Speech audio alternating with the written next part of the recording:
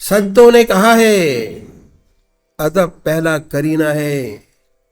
मोहब्बत के करीनों में, प्यार के गुणों में अधिक महत्व उन्होंने अदब को दिया है।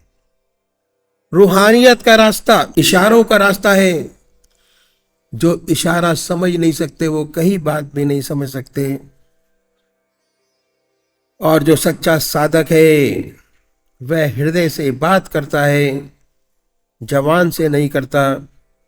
और जब ये अदब आगे बढ़ता है तो हमें ईश्वर की नजदीकी प्राप्त होती है और इससे परमात्मा का सच्चा अदब बनता है। उसका सबसे बढ़िया अदब यह है कि एक भी क्षण हमारा हृदय परमात्मा की याद के बगैर न रहे। हर समय उसकी याद आती रहे, उसकी हजूरी रहे, उसकी आगाही रहे। ऐसा परमात्मा का डर हमसे बने। यह प्रेम का पहला गुण जिससे अपने प्रेम की परख कर सकते हैं। विनय और प्रेम दोनों बड़े महत्वपूर्ण हैं। प्रेम का दूसरा गुण है लज्जा, शर्म और हया। जिसे हम प्रेम करते हैं उससे हम लजाते रहते हैं। हम उसे आंख मिलाकर नहीं देख सकते।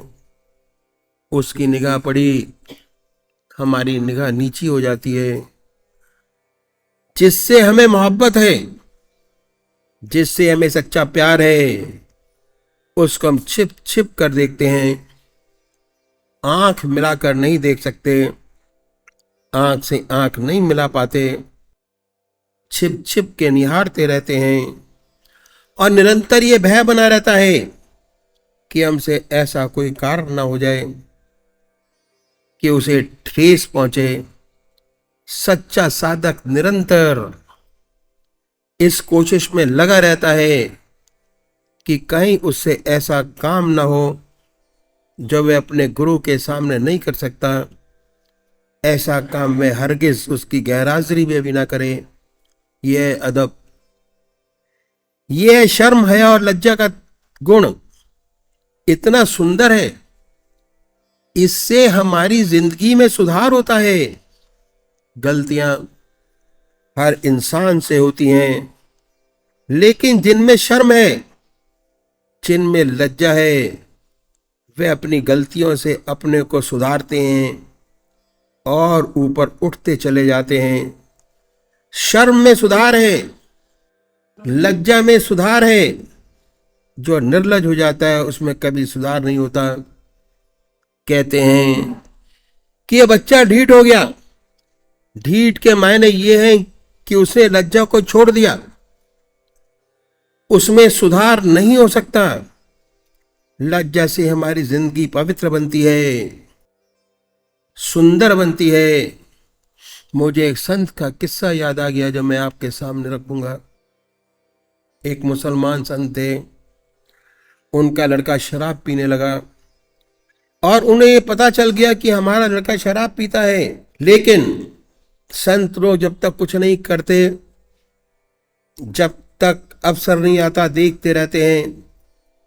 एक दिन उनके पड़ोसी ने शिकायत की कि आप तो इतने ऊंचे महात्मा हैं, आपका लड़का शराब पीता है। लड़का घर में ही था, जानते थे कि हाँ पीता है। मालूम था, ये भी मालूम था कि लड़का घर में ही है। महात्मा जी ने कहा कि ऐसा हो ही नहीं सकता, मेरा लड़का और शराब असंभव, आपको किसी ने गलत बता दिया होगा। उन्होंने फिर कहा कि ऐसा हो ही नहीं सकता, मेरा लड़का और शराब। लड़का सब सुन रहा था। फिर उन्होंने कहा कि मैं आपको दिखाऊंगा। उन्होंने कहा कि हाँ दिखाइएगा। मेरा लड़का और शराब कभी पी ही नहीं सकता। उसके लड़के पर बड़ा सुंदर असर हुआ। मेरे पिता को मेरे ऊपर इतना विश्वास और मैं ऐसा नीच काम करूं। उसने वाकई में शराब पीना छोड़ दिया, शराब पीना बंद कर दिया। साल, 1.5 साल, 2 साल गुजरे, उसने शराब नहीं छुई।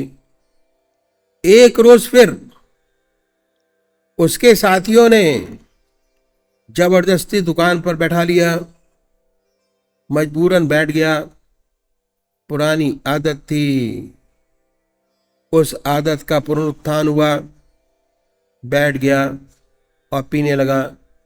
और जब वह पी रहा था तो संत के जो पड़ोसी थे उधर से गुजर रहे थे और देखा कि वह तो पी रहा है।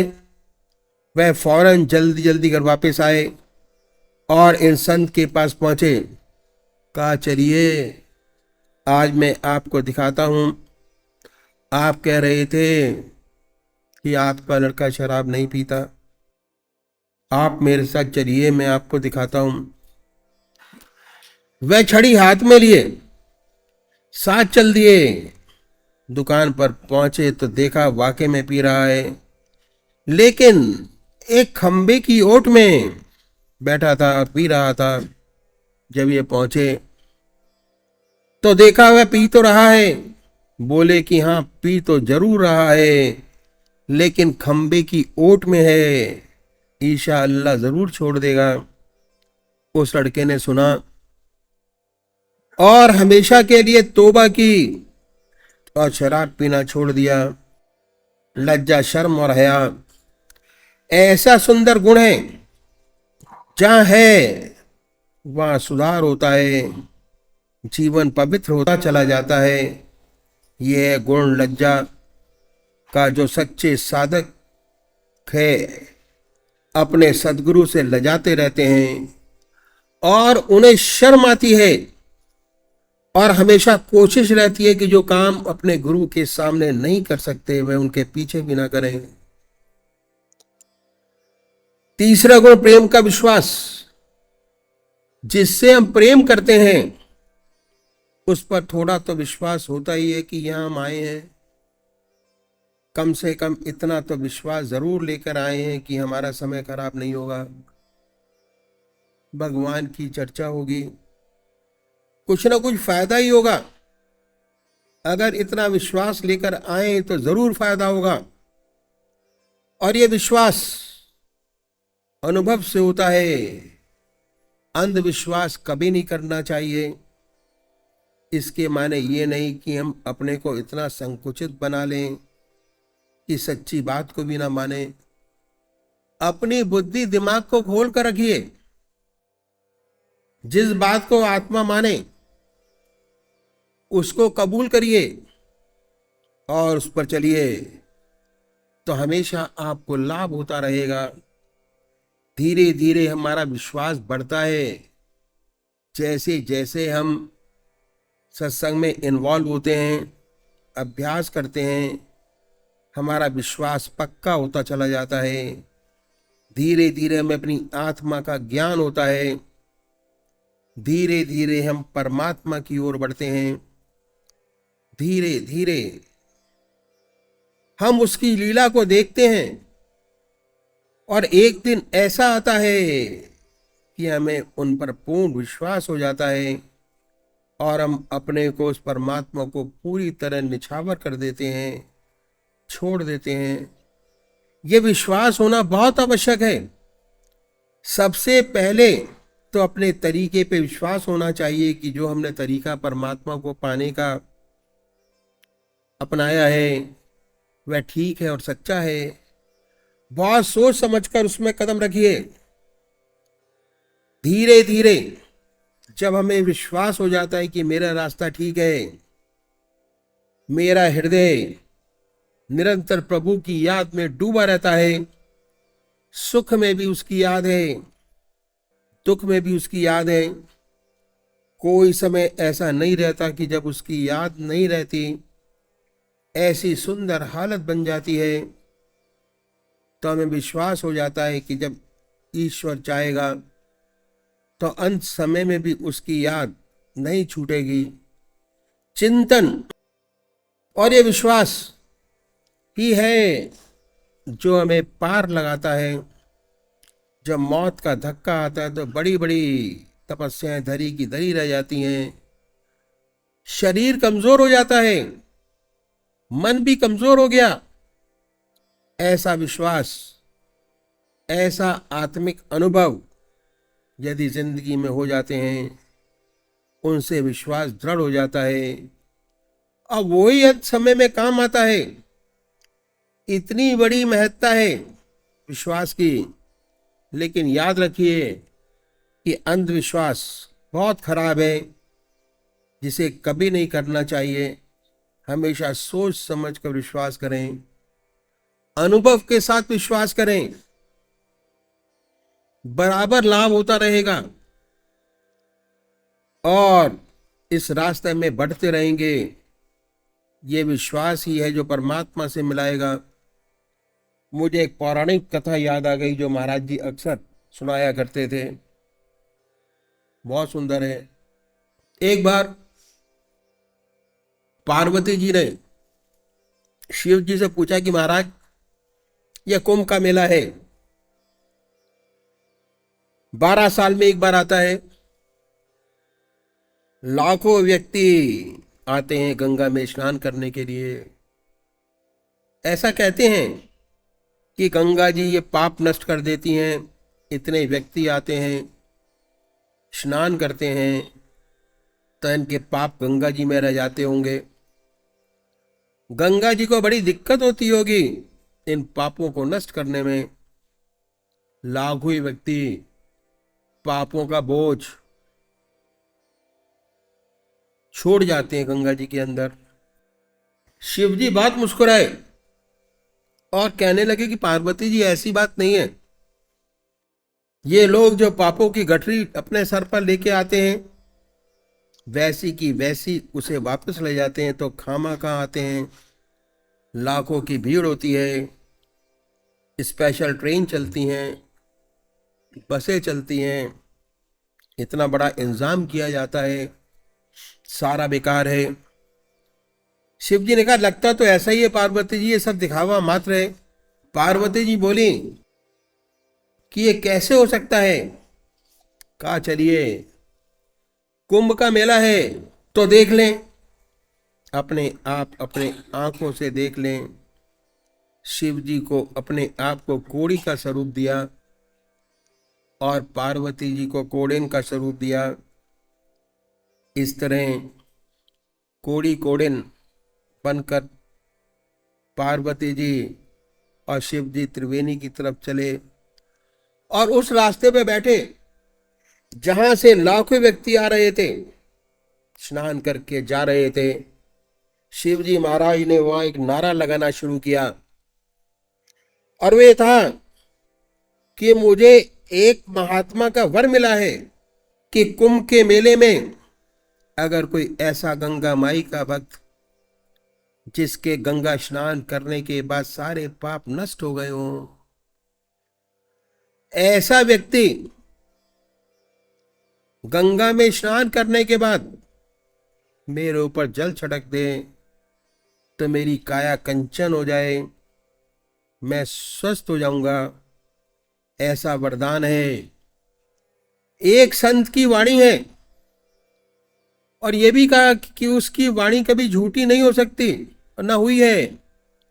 आप लोग स्नान करने जा रहे हैं, यदि कोई व्यक्ति ऐसा आए जिसमें त्रिवेणी में स्नान करने के बाद सारे पाप नष्ट हो गए हों, जल लेता है और मेरे छींटा लगा दे, सुबह से शाम हो गई, एक भी गंगा माई का भक्त न मिला कि जिसने ये हिम्मत की हो कि छींटा लगा दे, जिसे विश्वास हो कि गंगा माई में स्नान करने के बाद उसके पाप नष्ट हो गए हो। पार्वती जी ये तमाशा देखती रहीं।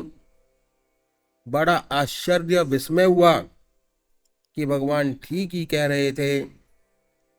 सायंकाल जब सूरज छिपने लगा तो एक किसान आया, गंगा जी में स्नान किया, पाप नाशनी मां गंगे का उच्चारण कर पवित्र और बाहर निकला। कुछ लोगों को वो खड़े देखा, शिव जी की घोषणा उसने भी सुनी कि अगर कोई ऐसा व्यक्ति है तो छींटा लगा दे, मेरा शरीर स्वस्थ हो जाएगा। वे कहने लगा कि त्रिवेणी में स्नान करने के बाद पाप तो रहता ही नहीं, इसमें कोई शुबा नहीं। तेरा शब्द झूठा हो सकता है, लेकिन त्रिवेणी झूठी नहीं हो सकती। मैं अभी जल लाता हूं, छींटा लगाता हूं। वह दोबारा गया इसी विश्वास के साथ, पाप तो रहता ही नहीं, था भी नहीं। उसका जीवन इतना पवित्र और सरल था। दोबारा गया, जल लाया, छींटा लगाया। छींटा लगाते ही पार्वती शिव जी प्रकट हो गए। तो कहा, देखो करोड़ों में ये एक ऐसा है जिसे पूर्ण विश्वास है कि गंगा में स्नान करने के बाद पाप तो रहता ही नहीं। तो विश्वास ही आखिरी मंजिल है। वह विश्वास जो अनुभव से हासिल हुआ हो, जिसने आपके जीवन को पवित्र बना दिया हो, ऐसा विश्वास अंत में काम देता है, पार लगाता है। प्रेम का चौथा गुण है संतोष। सेवक के गुरुदेव कहा करते थे कि ये संसार बना है सार और असार की मिलौनी से। इसमें सार भी वस्तु है, असार भी वस्तु है, दोनों से मिलकर ये संसार बना है। इस संसार में जहां परमात्मा ने आपको जन्म दिया, जिन परिस्थितियों में रखा, उन परिस्थितियों पे संतुष्ट रहते हुए उसके नाम को दिल और दांतों से पकड़ो।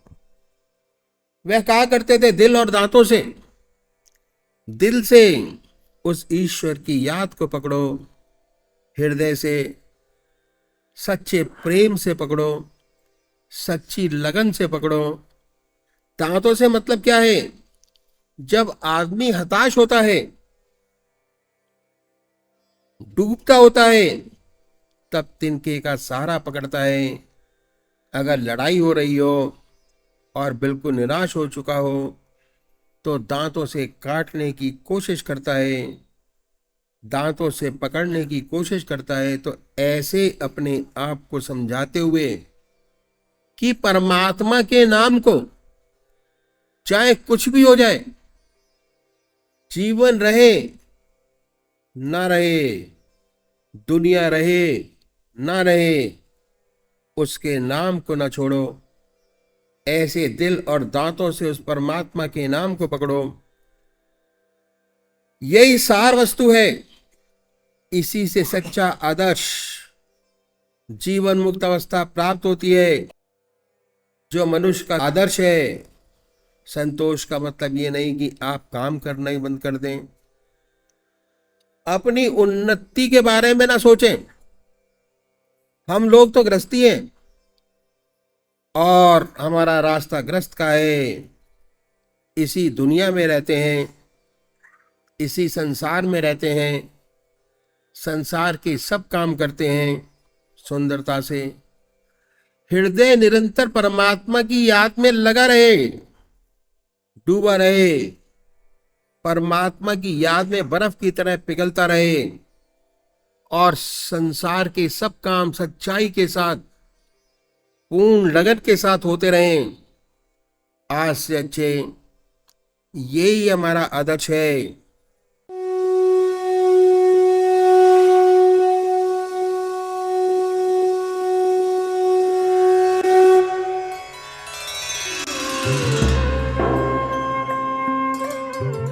ध्यान योग के कार्यक्रम आनंद योग से निशुल्क जुड़ने के लिए संपर्क करें 9810239677।